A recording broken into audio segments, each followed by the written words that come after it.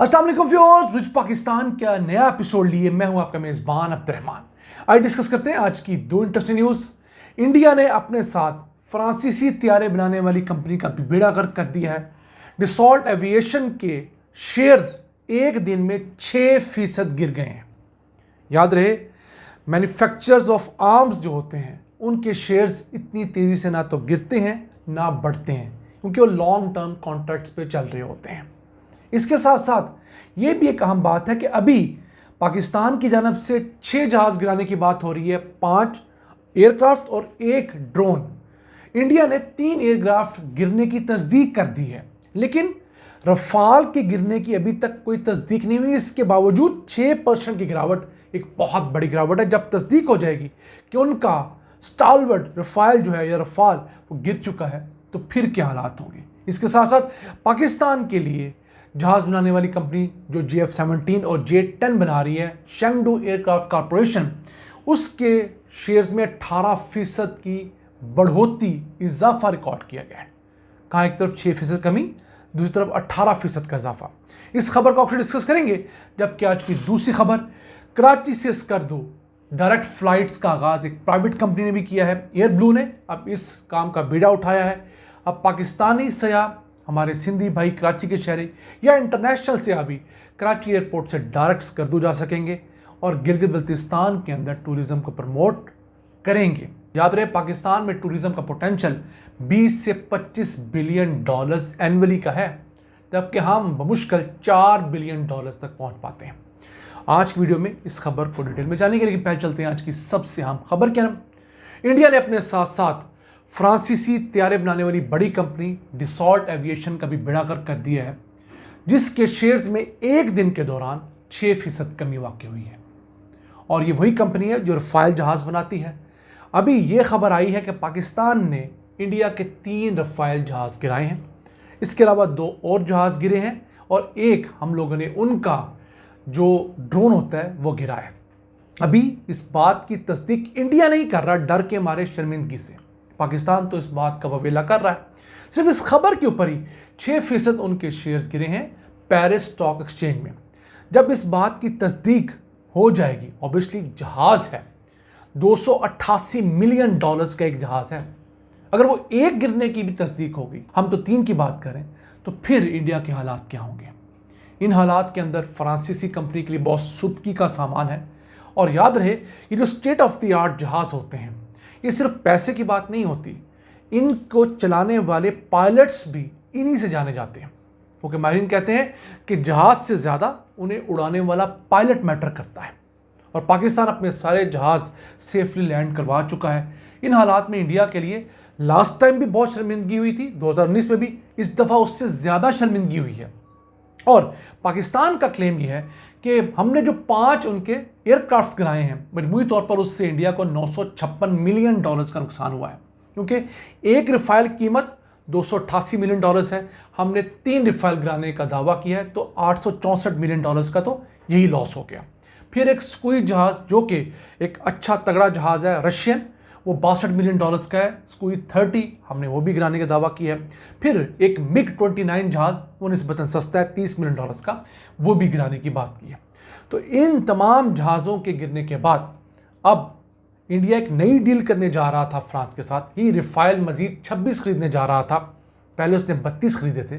तो वो जो 7 अरब 40 करोड़ डॉलर्स की डील है, उसके ऊपर भी एक बहुत बड़ा क्वेश्चन मार्क बना है। क्यों? हो सकता है कि फ्रांस अपने कुछ तहफ़्फ़ुज़ात का इजहार करे। क्यों? जिस मुल्क और जिस एरोनॉटिकल कम्प्लेक्स में बने होते हैं ये जहाज़, उनके लिए बहुत शर्मिंदगी का बायस होता है कि उनका एयरक्राफ्ट हवा में मार गिराया जाए। वो कहते नहीं कि पायलट की नाअहली भी होती है जहाज़ के गिरने के अंदर। इतने सारे गैजेट्स के अंदर लोडेड होते हैं कि पायलट अगर स्टेट ऑफ द आर्ट हो, उसकी ट्रेनिंग अच्छी हो, तो वो अपने जहाज़ को बचा लेता है। अब देखना ये है कि अब नई निगोसिएशन में ये सारे मामला क्या तय होते हैं। नॉर्मली दुनिया के अंदर जो ये जहाज़ बनाने वाली कंपनी है, ये आर्म्स बनाने वाली कंपनी है, उनके बहुत तेज़ी से ना तो शेयर्स बढ़ते हैं ना कम होते हैं। रीज़न ये है कि इनके लॉन्ग टर्म कॉन्ट्रैक्ट्स होते हैं, जिससे भी होते हैं 3-3, 5-5 साल के एग्रीमेंट्स होते हैं, फिर जाके आपको डिलीवरी मिलती है। और फिर गवर्नमेंट के कॉन्ट्रैक्ट्स बहुत ज़्यादा होते हैं, तो गवर्नमेंट की चीज़ें तो सस्टेन रहती है, मिलिट्री पे हर मुल्क खर्च कर रहा होता है। तो इतनी तेज़ी से 6% दसॉल्ट एविएशन के जो शेयर्स हैं वो गिरना, फिर इसके पैरेलल शेंगडू एयरक्राफ्ट कॉरपोरेशन के 18% तक शेयर बढ़ना शेंजन स्टॉक एक्सचेंज में, ये इतना बड़ा एक वाकया है जिसे स्टॉक मार्केट के अंदर वाकई गौर से कई साल तक स्टडी किया जाता रहेगा। आइए चलते हैं आज की दूसरी अहम खबर की तरफ। कराची से डायरेक्ट स्कर्दू की flights private airline air blue ने भी शुरू कर दी हैं। अब हमारे कराची के रिहायशी, सिंध के बासी, इवन फॉरेन टूरिस्ट भी कराची एयरपोर्ट आकर वहाँ से फ़्लाइट्स ले सकते हैं। इससे पहले सिर्फ PIA फ़्लाइट्स ऑपरेट कर रही थी। तो पाकिस्तान के अंदर जो टूरिज़्म का मजमूई तौर पर पोटेंशियल 20 से 25 बिलियन डॉलर सालाना का है, उसमें से मुश्किल हम लोग 4 बिलियन डॉलर अवेल कर पाते हैं। और जहाँ दीगर बहुत सारी मुश्किलात हैं टूरिज़्म को प्रमोट करने में, वहाँ पर एक सफ़र भी इशू है। यानी स्कर्दू पहले जाना एक बहुत बड़ा मसला हुआ करता था। स्कर्दू एयरपोर्ट के ऊपर रात के टाइम धुंध के वक्त बर्फ़बारी के अंदर लैंडिंग की सहूलियात ही नहीं थी, तो आपको बहुत कैलकुलेशन के बाद जाना पड़ता था। अक्सर फ़्लाइट्स डिले हो जाती थी या रास्ते में ही इस्लामाबाद उतार दी जाती थी, आपको बाई बस जाना पड़ता था 24-28 घंटे बाद। तो ये तमाम चीज़ें अगर हम सॉर्ट आउट नहीं करेंगे तो हमारी वो हसीन वादियाँ जिनसे मुतालिक हमारा क्लेम है, माहिरीन कहते हैं कि स्विट्ज़रलैंड से ज़्यादा खूबसूरत हैं, स्विट्ज़रलैंड से ज़्यादा हाइट पर मौजूद हैं, और उस इलाके में जहाँ गिलगित बल्तिस्तान क्राइम रेट 0 है तकरीबन, वहाँ पर अगर हम टूरिज़्म प्रमोट नहीं कर पा रहे तो हम और ज़िंदगी में क्या करेंगे। हमारी हुकूमतों को, हमारे लोगों को करना ही है कि हमें टूरिज़्म प्रमोट करना होगा, रास्ते ठीक करके, सयाहों को सहूलियात देकर और वहाँ का इकोसिस्टम बचाकर। ये बहुत अहम है। हम ये ना करें कि मरी की तरह बिल्डिंग्स का पूरा जंगल बना लें, वहाँ पर दरख्त नायाब हो जाएं, वहाँ पर जंगली हयात ख़त्म हो जाए, तो उस टूरिज़्म को हमने क्या करना है। मैं कहता होता हूँ, अगर आपने मरी की मॉल रोड पर जाकर ही घूमना है तो आप लाहौर की लिबर्टी पे क्यों नहीं घूम लेते।